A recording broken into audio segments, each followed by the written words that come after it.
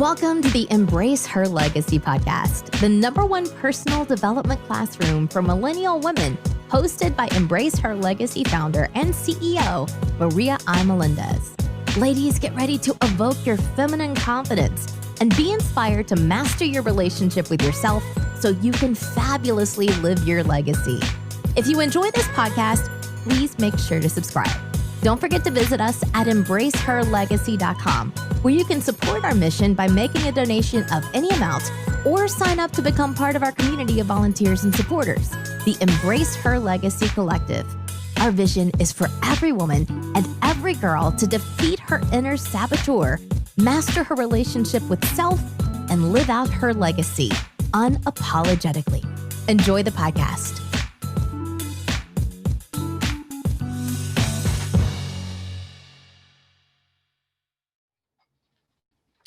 Hey, what's up, everybody? Welcome to the Embrace Her Legacy podcast, the #1 personal development classroom for millennial women of color. And today's episode, I have with me Akira Pirkin, licensed clinical social worker. And today we're going to be talking about the strong Black woman myth or fact. So, Akira, I want you to say hello to the people. Tell them a little bit about you and what you do. All right. Hi, Maria. Thank you for inviting me. Once again, my name is Akira Pirkin. I am a licensed clinical social worker. I also have a lot of alphabets after my name. So I'm also a licensed substance abuse counselor, depending on the state.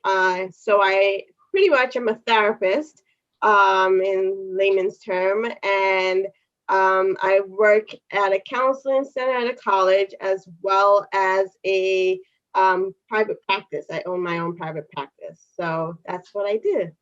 Come on, private practice. Come on, Right. Private practice. Yes.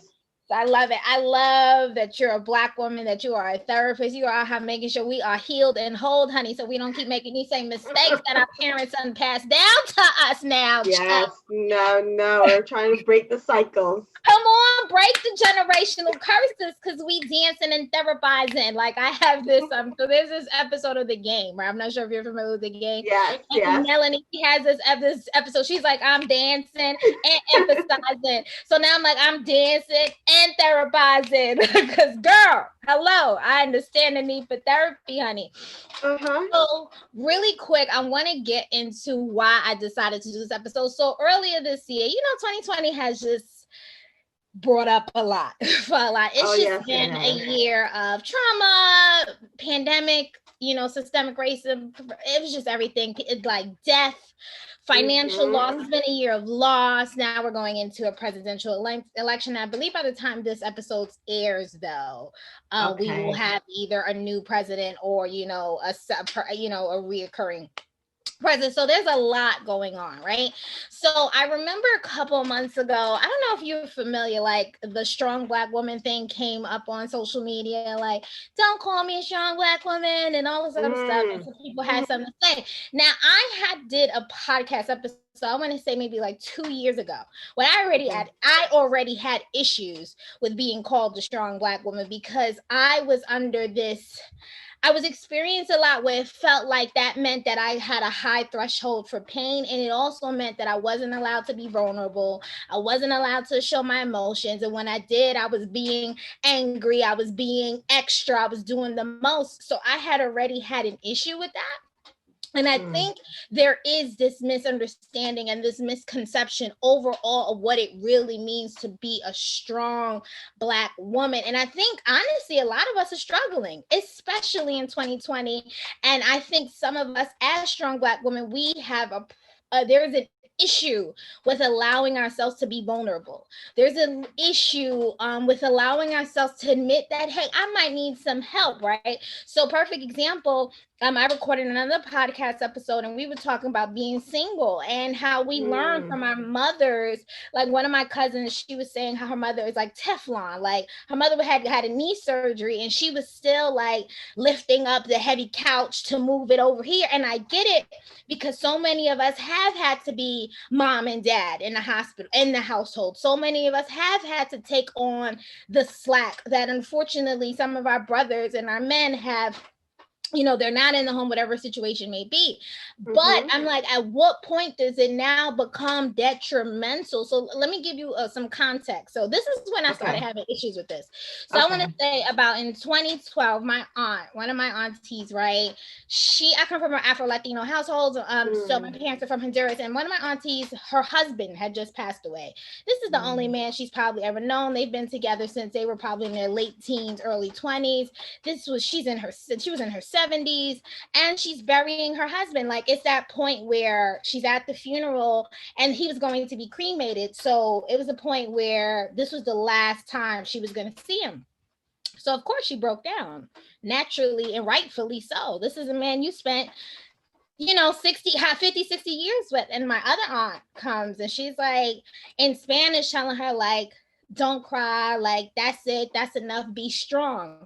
And it took everything in me not to be like, excuse me, she has every right to scream, hoot, holler, whatever she needs to do in that moment. It's like, so, and I was like, so she's not being strong because she's literally facing, like, I don't know what that experience is to lose a death of a spouse, right?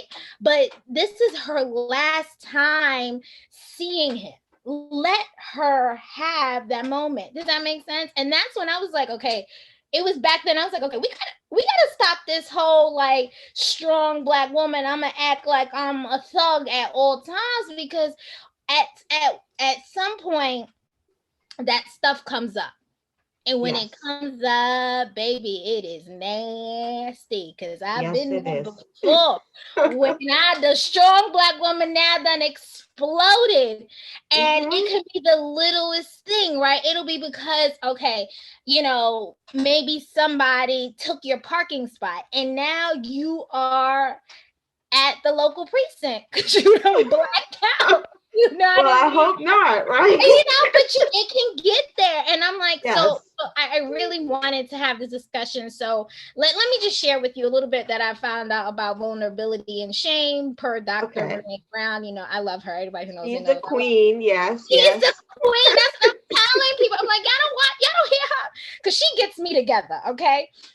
So look at her definition of vulnerability from her book, Daring Greatly. Vulnerability is the core of all emotions and feelings. To feel is to be vulnerable. To believe vulnerability is a weakness is to believe feeling is a weakness. To foreclose on our emotional life out of fear that the cost will be too high is to walk away from the very thing that gives us purpose and meaning to living. And our rejections to vulnerability stems from associating it with dark emotions like fear, shame, grief, and sadness. And another thing I learned from Brene Brown is that shame runs this message that if I'm not perfect, then I'm not enough, right? So I feel like sometimes as Black women, if we come up, we're like, if things ain't together, then something's wrong with me. And I feel like we're afraid that if people find out the truth about who we are, where we come from, what we believe, whatever, how much we're struggling, then they'll judge us and they'll think less of us. So we put on this strong Black woman at all costs, right? So I don't know. You let me know, Akira. Chime in. How do you feel? You the one that got the degrees. You tell me. Am I bugging? Is it something that you've experienced personally? Is this something that you see in your clients? I know you can't disclose what your clients share with you, but tell me, chime in. Tell me how you feel. Let me know how you feel. Yeah. First, I love Brene Brown's and all her research and all her messages that she tries to put out in society, right? About the importance of vulnerability, because at the core of being human is to feel. But I do notice that this narrative of a strong Black woman is really ingrained in us as Black women, right? So I'm also a Black woman and originally from the Caribbean. So it's so ingrained in us as Black women, and it's so ingrained in society as well, right? And I think that narrative, from what I've noticed within myself and also what I've noticed within the Black women around me, whether it's in my clients or my family members and my loved ones, is that we feel like we're not allowed to be human, right? And it's not necessarily that we're telling ourselves we're not allowed to be human, but our behavior is perpetuating this belief that we're not allowed to be human. And the way we tell ourselves that is by not allowing ourselves to feel, not allowing ourselves to ask for help, not allowing ourselves to recognizing that we can't do it all, right? And we shouldn't have to do it all. But I definitely have noticed that it is very much a thing. And sometimes I notice it happens for me. I've gotten used to being a strong Black woman, right? Quote unquote. And then I'm now in a serious relationship and I have a whole fiance, right? And I've learned that now that I'm living together in the last couple of years with my partner, I have to learn how to ask for help. Like I have to learn how to allow somebody to support me. And I've gotten so used to it that it's kind of caused my relationship in some ways to build resentments in the beginning, right? Where I didn't ask for help, right? And I didn't communicate. And then now I'm learning how to unpack that, and I'm learning how to say like, I don't think I can do this. Can you help me? Can you support me? And I'm also noticing my clients that they have a hard time asking their partners for help too. So it's definitely a thing. I think it definitely perpetuates more problems than more good for us. Oh my gosh. I love how you said how the dynamics play in a relationship, right?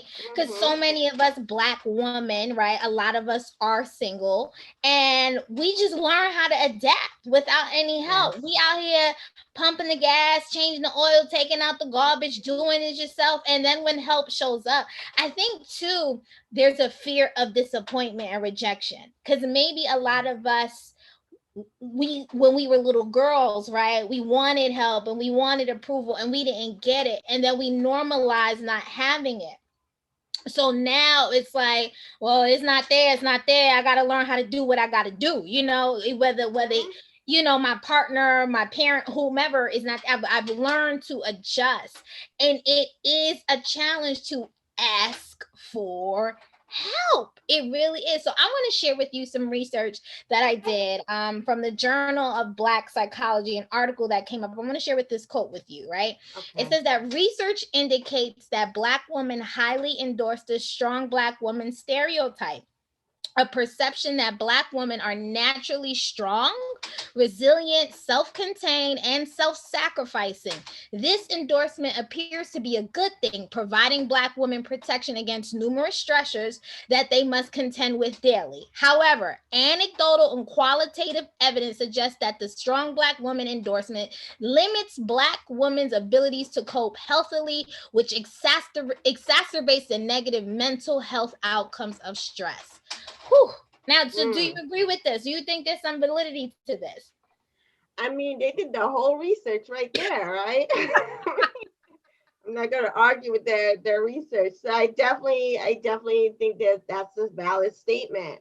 The term strong Black woman has a double-edged sword.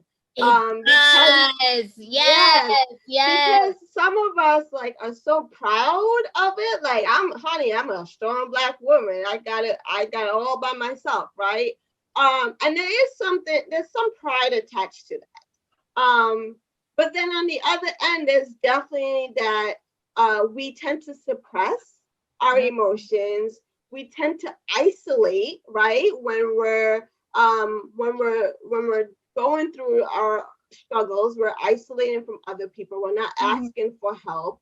And in that, we perpetuating more mental health diagnoses, such as depression. I always say depression thrives on suppression, and depression thrives on isolation, right? And so at the core of depression is people who feel people who are alone, people who are not communicating about their emotions and their feelings, and they feel shame about what they're going through.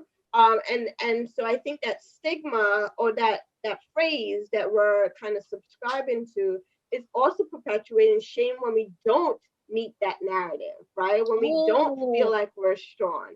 And so that can perpetuate even more of the mental health challenges that we're not admitted to ourselves, because we're telling ourselves that we're just strong Black women who can do the most.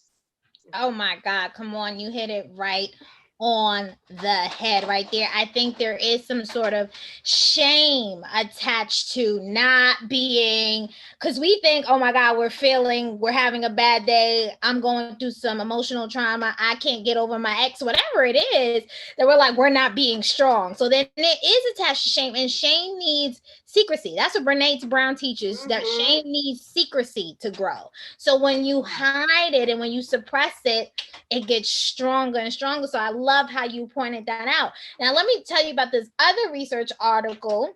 Okay. Willow Wheat for me, a Black woman's journey through depression, says when a Black woman suffers from a mental disorder, we are labeled as weak. A weakness in Black women is intolerable. Black women are expected to perform a role that negates their own emotions, needs, both physical and psychological, in the service of caring for others. The strong Black woman protects her family and community, and even saves white people from harming themselves by sharing wisdom on how to be better people, and or through heroic acts of selflessness, often at the expense of their own well-being and mental health. And a quote says, many Black women in America report feeling pressure to act like superwomen, protecting themselves as strong, self-sacrificing, and free of emotion to cope with stress of race and gender-based discrimination in their lives. Whoo, girl. Yes. Now tell me, I want to know where, because I identify with that 100%. Right. Like, Right. I will, and I see my friends do it all the time. We put ourselves to the end. We take care of everybody else. We cover everybody else. Even like this whole issue with Megan Thee Stallion getting shot by I forget his name. Tory Lanez. Tory Lanez, right? Like, even in that moment, homegirl is bleeding with a bullet in her toe, wherever, and she is protecting him. That, if that doesn't represent what that does, and like I said, there's nothing wrong with being proud and being a strong Black woman, but when does it now cross the line to being detrimental to your own well-being, right? So I wanted to have a discussion about, where do we think we learned or adopted this? Oh, I mean, do we have enough time to kind of unpack years of slavery? You got all the degrees. You got all the degrees. You got all the alphabet by your name. I mean, I have some theories. And I think there might be some research out there. But I mean, we are, as Black women and as Black people, we live in a white supremacist world, right? And if you just think back to, all Black people are walking around with generational trauma, right? So there's, come on. Yes, that's true. A psychologist named Joy talks about post-traumatic slave syndrome, right? We're all walking around with it. So if we're looking back to our ancestors, we were stolen from our lands to come to a country to help in the name of capitalism, right? And we were told, or in so many ways, that we are here to serve others. And then if you look at the history, I mean, not to get too sad and depressing about our history, but to look at the history of Black women in this country, right? Capitalism was birthed from us. We were there to kind of procreate and give birth to more enslaved people to carry the system going. And so even after slavery ended, I think our psychology has adopted in some ways that going through the systemic racism, we are being told that this is our role. So we went from being enslaved people to then servants in white houses and white spaces. And as you were saying, that Black women are also like teaching white people how to be better people, right? It made me think of James Baldwin, who says like we know more about the white psychology than white people themselves, because we have to learn how to navigate that. But I think it all stems from our history, right? And it's kind of ingrained not only in us, but it's also ingrained in the society that we live in. And we have learned that we have learned to take care of others. Not that we have to, we have learned to take care of others. We have learned that our bodies are here to serve others. And we have learned that our needs don't matter because society, our white supremacist society, have told us that we're less than human, right? So we went from being not human in regards to slavery to now Black women are being treated like superhuman, which is still dehumanized. And so we're just perpetuating this cycle of this sad, traumatic history that like is stored in our bodies. Like Van der Kolk talks about trauma stored in our bodies. So I think we learned it just like we have learned a lot of other things. We have learned it through white supremacy, the people who are teaching us, and we're kind of perpetuating. We've adapted for ourselves in some ways, but in this at the same time, we're kind of continuing the cycle in a not so healthy way. This is, and I wonder, and that just makes me think about mental health, like, and how many of us probably grew up in some homes where what we saw was, like what our mothers, because when I thought of that question, I thought about what did our mothers and our grandmothers and our great grandmothers teach us, right? And you don't also, our parents don't teach us by words, they teach us by in their actions, right? So they teach us. And I'm thinking, like, in one hand, we've seen our mothers, grandmothers, great grandmothers, aunties, godmothers, we've seen them, handle gracefully, sometimes not so gracefully. We've seen them be this strong Black woman, and then we adopt that, right? But my whole thing is like, I remember, I don't know if you know Soul Food, the movie Soul Food. Yes. When Big Mama was sick, right? And all Big Mama had to do was take her medication. You get what I mean? All Big Mama, it's like, but no, under I'm strong. It's like, how many other Big Mama situations have we had in our own homes, whether it was all Mama had to do was go to the doctor. All Mama had to do was change her eating habits. All Mama had to do was ask little Billy's father to come pick up his son every weekend so that she could get some rest. You know what I mean? It's those little things that we could have done that could have avoided so much illness, whether it's physically or mentally. And there's another research article that said that only 7% of African American women with symptoms of mental illness sought treatment. That is insane, right? And it's found that mental illness in the African American community was associated with shame and embarrassment, and both affected the individual and family who hid the illness. Now, I wanted to talk about that. Like, what is your opinion about us, or why is it hard for us to seek help in that realm when we know something is off? Like, I'm struggling with depression, I'm having suicidal thoughts, there's this anxiety. Now, I would say this generation was doing a great job of normalizing therapy, and I applaud us, because we are breaking these generational chains. But then some of us, we still, like me, we have parents that are still stuck in old ways of thinking, and now here we are coming as a new generation, like, I think you need some help, mama. Like, how do we now deal with that? Like, this intergenerational living where, we got the big mamas who don't want to get the help. And now we got the little mamas out here who like, I'm gonna go get some help. And then we have some people struggling saying, I want to get help, but I'm scared about what people will think about me. Right. You're touching on all the generational struggles in regards to like how do we communicate it to the older generation that it can be beneficial, right? And what is and I think I'm hearing also what is keeping us some people away from getting the mental health treatment when all the signs are also there. And so I would say the mental health system has also failed the Black community, right? Come on, Akira, you speaking a word. Right. We have failed the Black community, and as a Black therapist, I'm often conscious of that, right? And I think we have failed the Black community in many ways.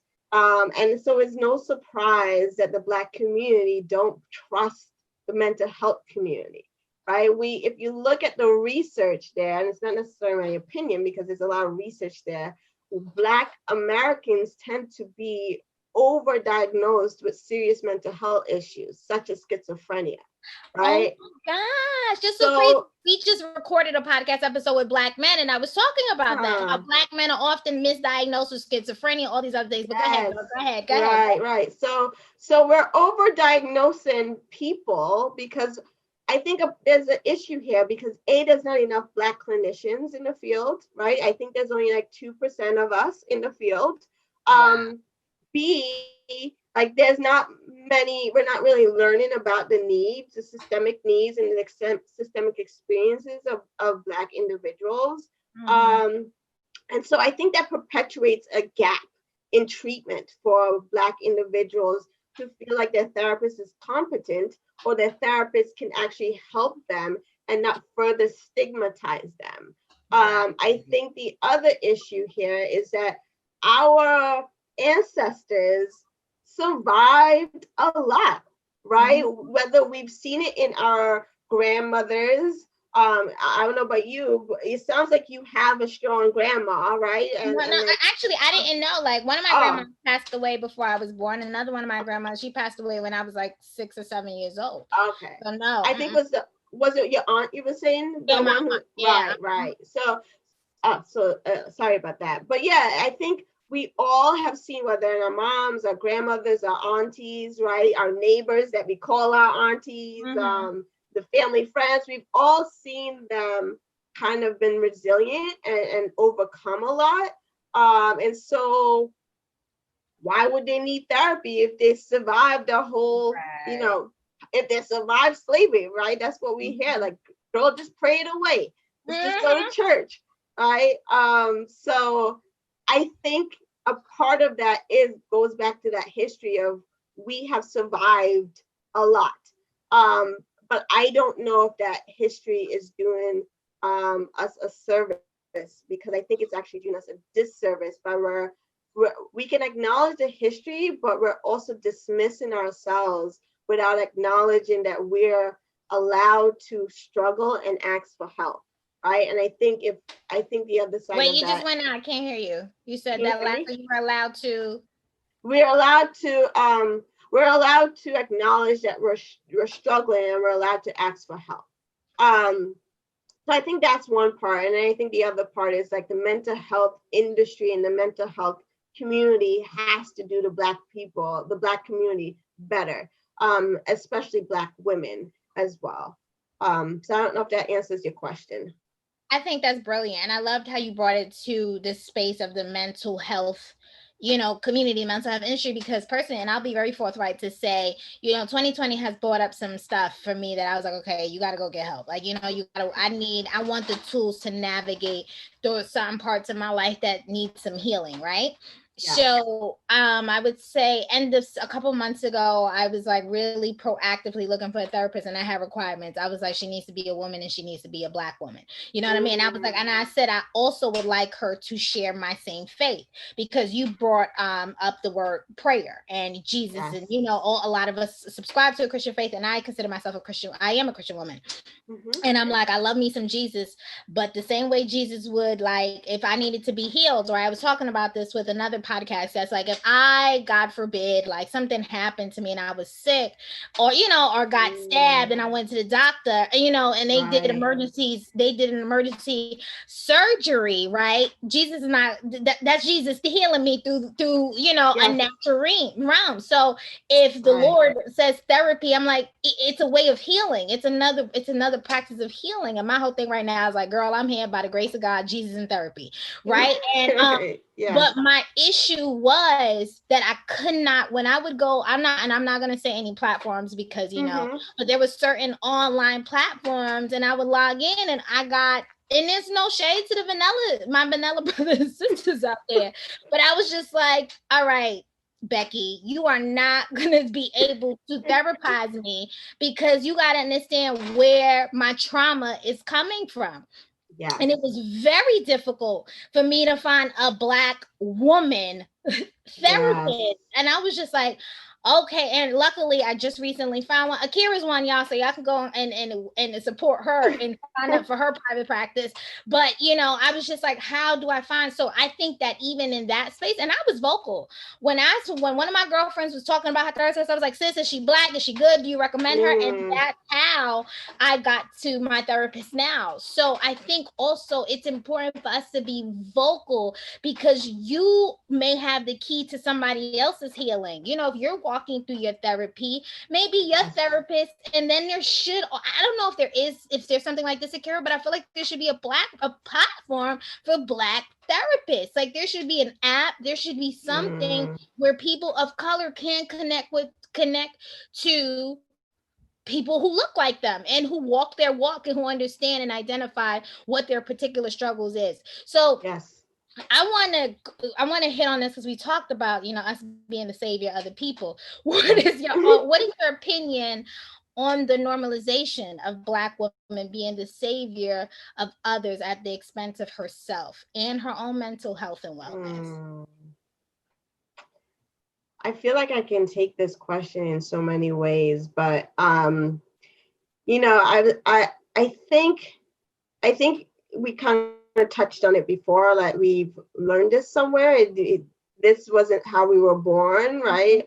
And we're kind of carrying a lot of generational history with us. I think at the core, as I'm thinking about like Black women coming in, right? We are the backbone of America's justice, right? If you look at the civil rights and all the human rights stuff that came out, there's a Black woman somewhere there. Right. Even like the civil rights movement, everyone's preaching Martin Luther King Jr., right? I mean, the whole movement started from Rosa Parks and actually started before her with Claudette, right? So I think at the core of us wanting to save other people, or at the core of us saving other people, we really are trying to save ourselves. Right, we're trying to break systems that is keeping us in pain in many ways, and in our efforts to break us out of pain, we're showing up and doing the work, but instead we're benefiting other people because we're barely getting the crumbs of all our work, right? And so I think for me,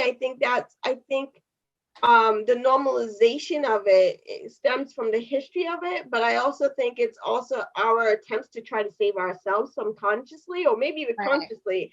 And then society has kind of profited off of that in some ways.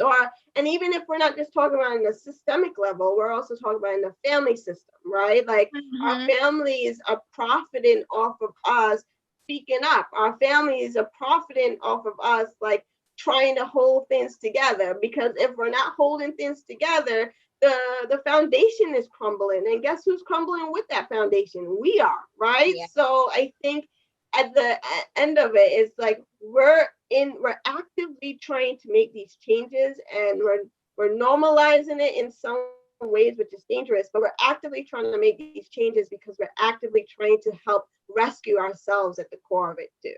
Wow, that's good. Now let's go into the house a little bit. Let's get close to home. And I think Okay. that a lot of us Black women, when this savior complex comes up a lot in our romantic relationships. Honey, Mm. baby cow, you know. Yes, yes, Um, yes. yes. I said we got to bring it. Like my girl Stephanie, Life Architect. She was a previous podcast. She's like, you got to bring them to the yard. You got to bring them to the yard. So we got to bring y'all to the yard, because I think that this, we see it as taking care of others, but I think our romantic relationship, this shows up a lot. Oh, yes, Trying it to does. save him or her, you know, whatever your sexual identity, whatever you identify, we're like, I can fix it. Like, oh, you know, like that whole like, or I'm strong, I can deal with it. Right? Yes.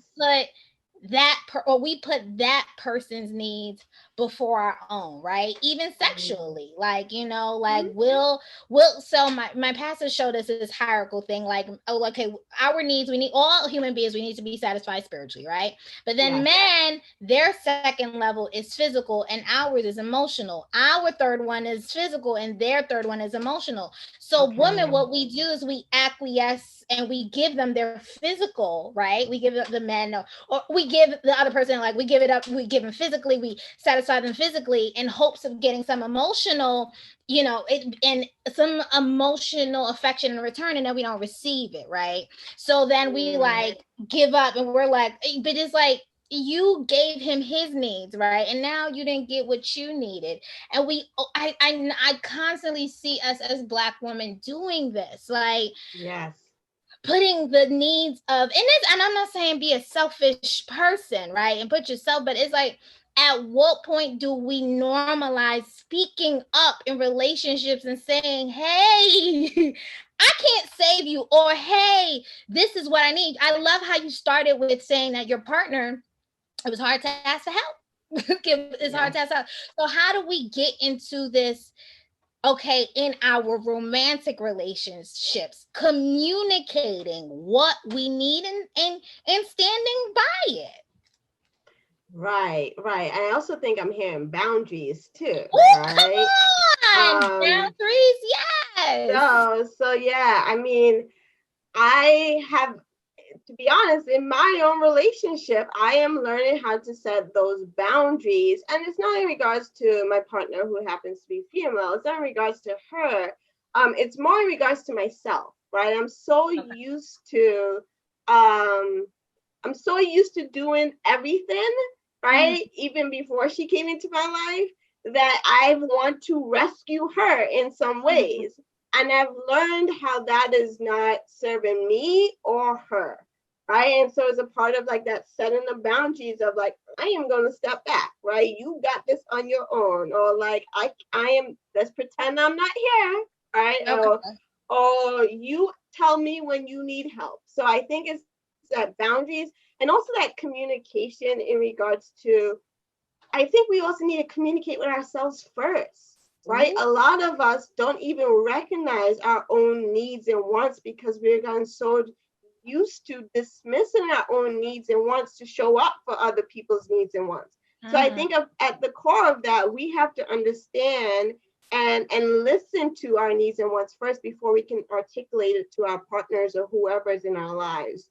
Um, and then the communication piece. I think in regards to the boundaries, you said it's not a matter of being selfish, and I couldn't help but think to myself, it's more of us being having self-care, right? Ooh, Because right. we have to be able to take care of ourselves before we can take care of anybody else, right? Mhm. It's kind of like the airplane analogy of like, you got to put your own mask on first before you can help somebody else out. Or to bring it back to our own like Black sister or J. Lord, who says self-care is not self-indulgent, it's an act of self-preservation, right? Yeah. And so we have to be able to preserve ourselves before we can actually be there for our partners and there for the ones in our lives who are relying on us. And so I think it's essential for us to figure out our needs and want, and learn to communicate that needs and wants and trust that our partner is going to support us in those needs and wants, right? If your partner is going to give you pushback for you articulating some of your needs and wants, and that's constantly a pattern, I think it's time to look at that partner and see whether or not that's the healthy partner for you. Because I think at the end of the day, partnership is exactly what it sounds like, partnership, right? It's a matter of two people being on the same team to help grow each other. It's not a matter of another person taking from the other individual to grow themselves. So I think it's boundaries, communication, self-care is all like key here when it comes to relationships. I love that. Now, let's go with the embracing the spirit of saying no. Okay, let's talk about that. Like, yes. And now okay, we in the house, we in the home. All right, your partner, you letting him or her know your boundaries. This is what I like, I don't like, this is what I need, what I don't need.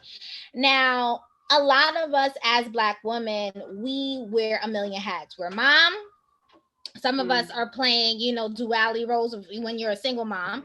So your mom, your auntie, you are now your daughter, okay? Because you take care of your parents, you're a mentor, you're a teacher, you at work, everybody's pulling at you.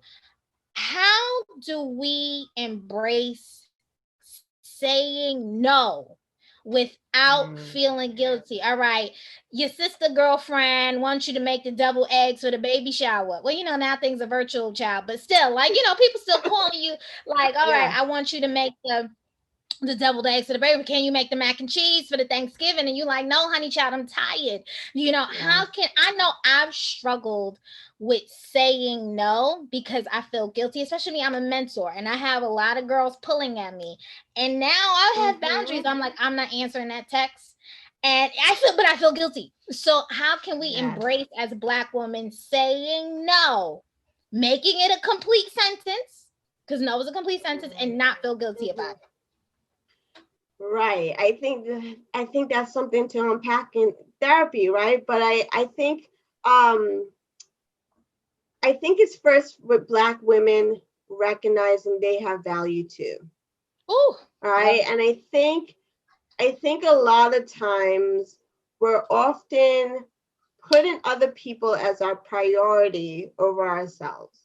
And if we start acknowledging that we also have the same value as every other human being on this planet, then we can give space and allow ourselves to give space for us to recognize when we can't show up all the time at 100%, or we can't show up all the time at all, right? Because sometimes we need to take a break and take a step back and say no. I always use a couple of analogies with my clients because I think analogies really help to like breaking down in a simplistic way. And so I usually use this analogy when it comes to the importance of boundaries and self-care, right? I describe ourselves as we are all fountains of water, and the people around us really depends on our water.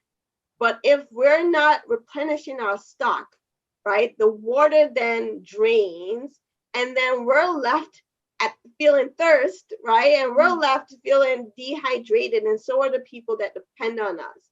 And so sometimes saying no means saying no to help replenish your stock of water so you can continue to show up and provide for those different people that really rely on us, just like those multiple roles you shared.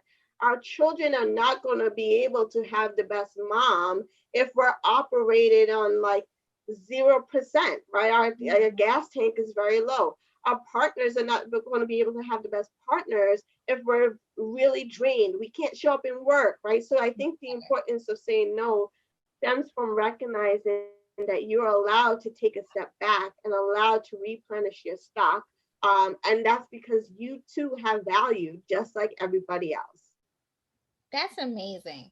So, all right, now let's shift the conversation, because now that we're all listening as listeners and now as our sister's keeper, how can we make sure that as women we can be supportive of other women when they are being vulnerable? Because I know a lot of women have an issue.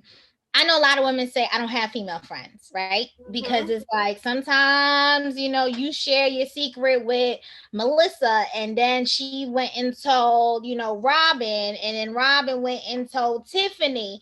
So how can we become safe spaces for one another when someone admits to you they're struggling or they need help. How can we, and then not throw their vulnerability in their face?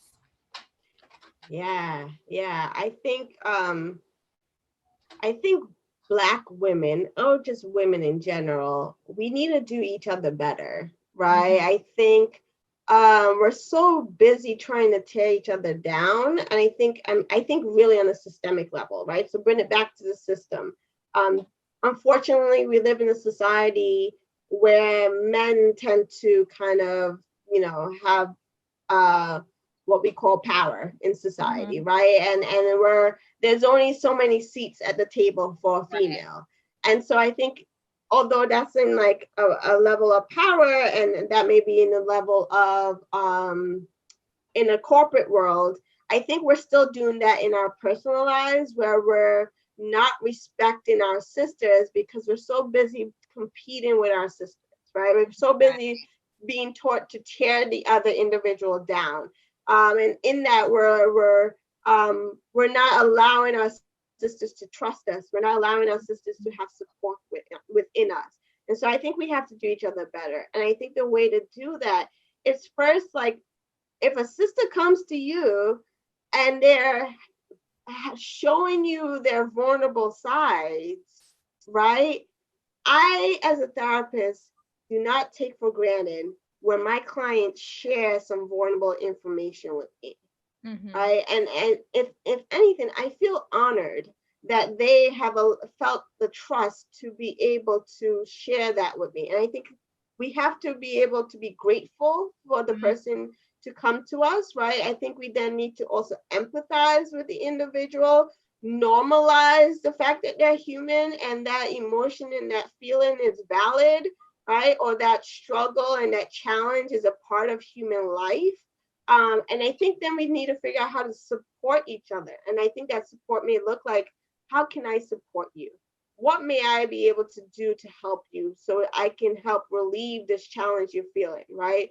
Or, I don't ever believe we need to insert ourselves into someone's narrative. So I think it's about asking consent, like, how can I show up for you, right? Because and I'm thankful that you've shared this with me, but I'm wondering, is there anything I can do to better support you? And it might just mean listening to them, right? And it also might mean keeping their secrets as treasures and not going to spill it to the whole neighborhood, right? Because then we just lose a community in that way. So I think we got to do each other better, and I think that's by recognizing the value of our sisters and normalizing the fact that we all experience pain and struggle, and empathizing with that pain and struggle.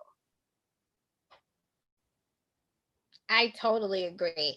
Now, as we are talking about sisterhood, I also think that sometimes as Black women, we can be brutally judgmental to one another. Like, I'm like, "Ooh, you said that." And I will raise my hand first and say I have been like that, right? Yeah, And that was when I was young. Because in your 20s, I'm not sure how old you are, Kara, but in your 20s, you think you know it all, right? yeah, yeah. So in your 20s, you think you grown, you think you lived a little because you got a two in front of your name. It's like, honey, child, climb into your 30s and then come back and tell me. And a lot of women, I was gracious, grateful, and I'm grateful and blessed enough that I had a lot of older women in my life. And I would be 22 and 23, and I'll be like, da, da, da, da. I'll be like, girl, just live a little. And now I understand what they were telling me. And one of the things, I used to be so judgmental of other women. And I used to Mm, say that would never be me. Oh, she's stupid. Da da da da da.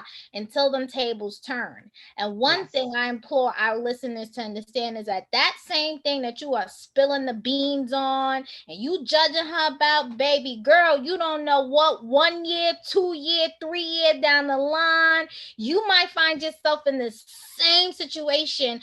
And my whole thing is like, respond to a situation the way you would want someone to respond to you. You don't want someone Yes. judging you. You don't want someone spilling your secrets. You understand? You because sometimes we live in this we think it'll never happen to me, and that's never me, but you never know. So I really encourage our listeners to be that safe space when a woman comes to you and tells you whatever it is that she's struggling with and being vulnerable. Now, how as women can we still embrace our strengths and proudly being a strong Black woman while still admitting our weaknesses, or admitting that right now I'm struggling and I need help? Right. So I've been conscious to kind of change the narrative a little, right? So I haven't really been saying strong Black woman. It's more resilient Black woman. Ooh, I love right? that. Okay. Because I think at the core of resiliency, there's pain. But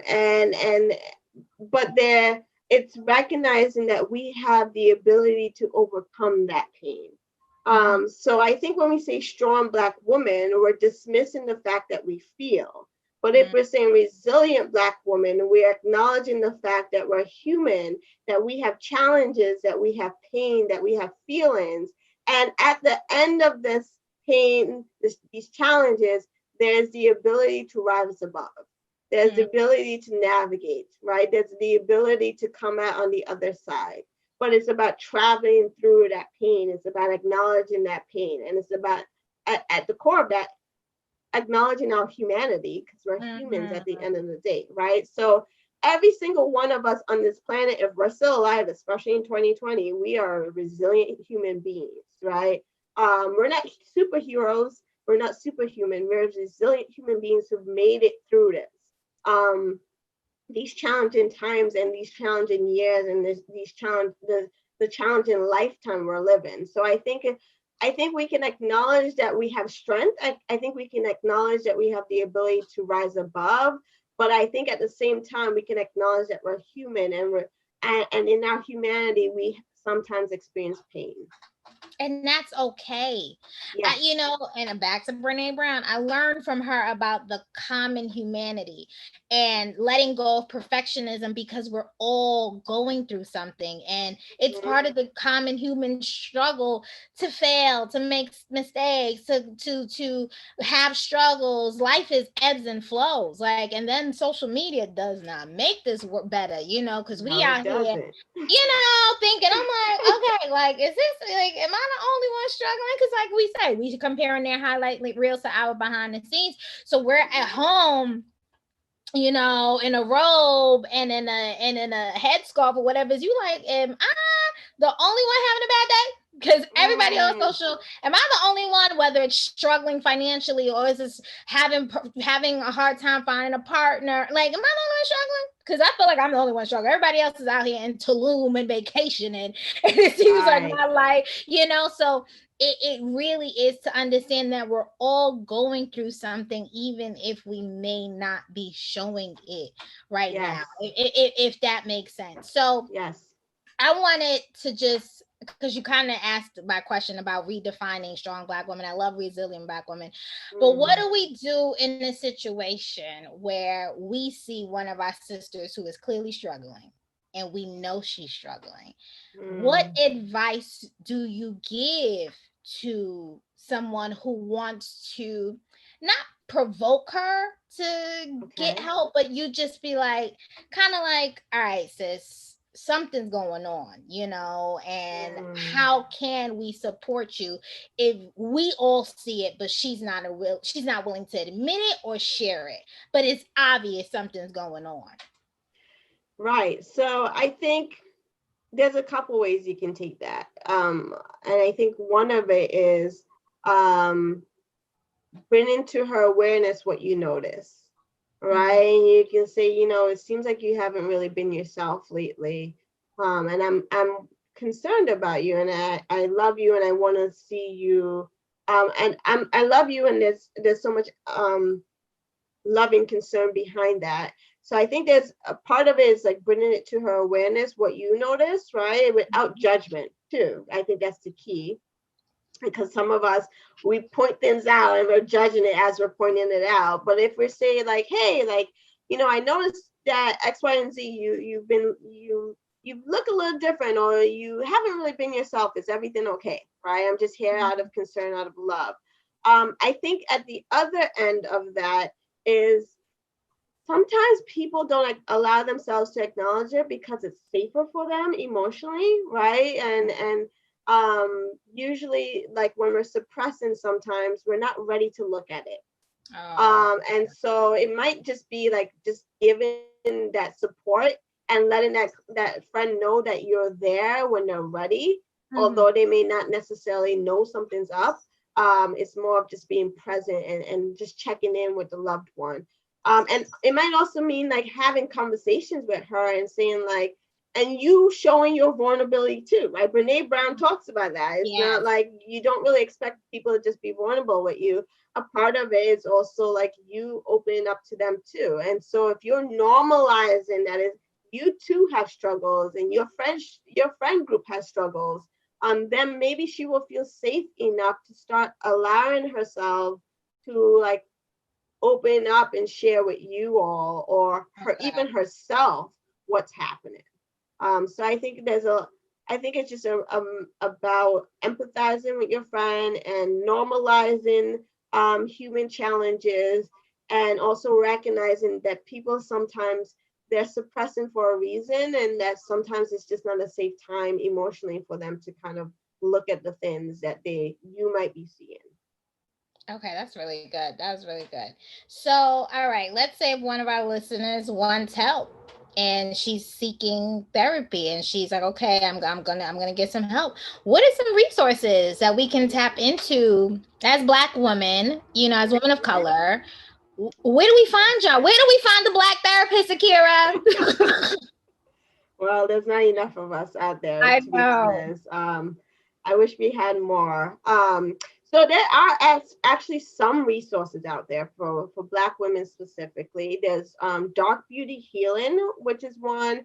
So therapists like myself volunteer to give free sessions for Black women or women of color.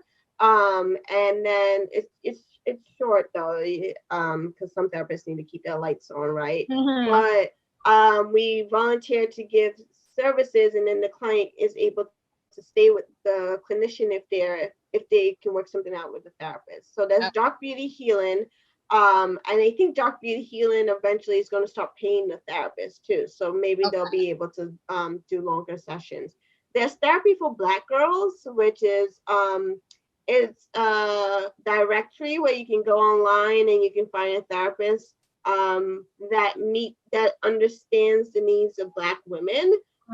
So there might be therapists on it that's not necessarily Black themselves, but they're signing up on the directory because they understand the intersectionality and the needs of Black women. There's also Queer and Trans Therapists of Color Network.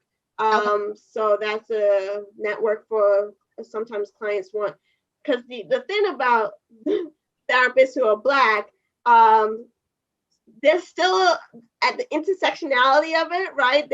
There are trans women, and there's also like gay women who there's therapists, Black therapists who get the Black stuff, but they don't get the queer stuff. And so that the LGBT Black community struggles with finding the therapist. So queer and trans, Queer and Trans Therapist Network is a resource you can look up to find like a therapist of color. Queer and Trans Therapist of Color Network. Sorry, that's the resource that you can look up. And there's inclusivetherapist.com also has clinicians of color that can help the Black and Brown community as well. And for like the Afro-Latina sisters, there's Latinx therapy as well. What is it? Latinx therapy. Latinx therapy? Oh, come on. All right. Yes. Unfortunately, these directories don't have, they're not really known.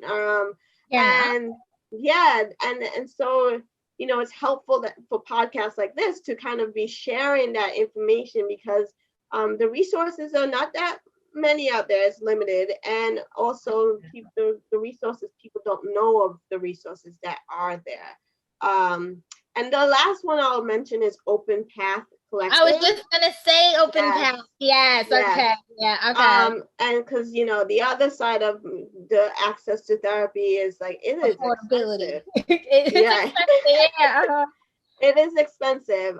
So Open Path Collective allows clients to get a therapist who's willing to meet them for a reduced fee, and it's significantly more reduced. So it's like $30 to like $60 a session. Cheaper, way cheaper. You know, it's so funny. Like I found my therapist because I was sharing with a previous podcast guest, and she put me on to Open Path, and I went in her therapist. Like I got such a discounted rate, and I was like, oh, sign me up, like So that was really good too. Also, I know just something, and I'm new to the therapizing where I went to counseling a couple of years ago. But one thing I noticed, my therapist was very clear on what she was like, what goals? What are your goals for therapy? So like, and she was like, what do you want? And so can you share like with people, okay, you're going to go for therapy, but also how do you prepare? Like, what should your goals be? Like, how do you prepare? What should you look for? That part. So I always remind people your therapist works for you. You don't work for the therapist, right? So finding a therapist is kind of like dating, right? And it's really about finding someone that you feel like you can vibe with and you can mesh well with. And so in your search for a therapist, usually you'll stumble upon like their bio. I encourage you to read their bio. I encourage you to look at their websites if they have one. Get a feel for them. Some websites, some therapists, they don't have like a website that's really popping. But you can get a feel for some of your therapists out there. And then I would encourage you to interview them, right? So therapists sometimes offer free consultations where you can have a conversation with them. And usually the therapist is trying to feel out whether or not you are a match for them. But I also encourage you to feel out whether or not they're a match for you, right? So listen to the tone of voice, listen to how they phrase questions, listen to how they answer your questions, and think about what's important to you to having a therapist, right? So I tend to see a lot of clients who survivors of trauma. I also tend to work a lot with intersectionality in regards to like, different identities such as like the LGBT world and communities of color and different religions as well. And if you want a therapist that's competent in that, I would encourage you to, whatever your values are in regards to finding a therapist, I would encourage you to ask them those questions and interview and see if they have experience working with your needs. And then to prepare for it, I mean, to be honest, some clients don't know their goals, right? But there's a reason you're knocking on the door for help. And so if you can think about what is motivating you to ask for help, then you can phrase that in a goal in some ways, right? If the motivation to ask for help is to learn a little bit more about yourself, that can be a goal. If the motivation to ask for help is because you're feeling really low and sad, right? So maybe your goal can be like, how do you learn some healthier coping skills? Or how do you learn to manage like difficult emotions? That can be a goal too. So think about what's motivating you to knock on the door to ask for help, and then you can phrase that into a goal. But the therapist sometimes will help you like explore what your goals are too. So don't get discouraged. And the last thing I would say is, unfortunately, because there's not enough therapists out there in general, and there's not enough Black and Brown therapists out there, and then the deeper you go with intersectionality, because for example, some clients want a therapist that gets the Christian thing, right? Some clients want a therapist that gets their Muslim faith, right? The deeper you go into intersectionality, the harder it is to find that therapist. And so you might notice that some therapists don't get back to you because they're just overwhelmed. And some therapists, although I don't ever encourage therapists not getting back to you, I would say that. But some therapists also are really full, like myself. I'm not able to see new clients. And so I would encourage you to hopefully not get discouraged in the process. You can always ask those therapists. Usually if I get a request, I usually steer them in another direction of like other supports out there. So you can always ask that therapist, is there anyone they recommend, or is there a directory they recommend for you to look at too? Oh, wow. So, wow, Akira, you cannot accept up the cut. Sis said I'm booked and blessed and busy. I don't know about y'all. Okay. Akira is out here booked and blessed for 2020, honey. Okay. Now, with that being said, I just want you to leave like just words of encouragement for our audience on, self-love, self-care, letting go, you strong, Black and beautiful, even if you have a bad day. Just what are your final words of encouragement? I mean, you said all the beautiful things right there, but I believe on the note that I've been trying to really pushed out there in society is in regards to the notion of self-care. And when people think of self-care, they think they need money, they need to like get a face mask, they need to get a massage, and it's become really whitewashed. And I want to remind people, or even help people to understand, that the self-care movement started from the Black Panthers, right? And so really? Yeah, a lot of us don't know that, right? So self-care was always like a medical thing, but the Black Panthers really moved the movement, and they moved it because they recognized that Black people are experiencing all these systemic traumas, and no one is really out here meeting our needs. And so the Black Panthers encourage Black people to learn how to take care of yourself, to help you preserve yourself in this world that is really working against you. And a part of that is also in regards to being an activist, because I'm also an activist. You have to take care of yourself before you can take care of the needs of other people.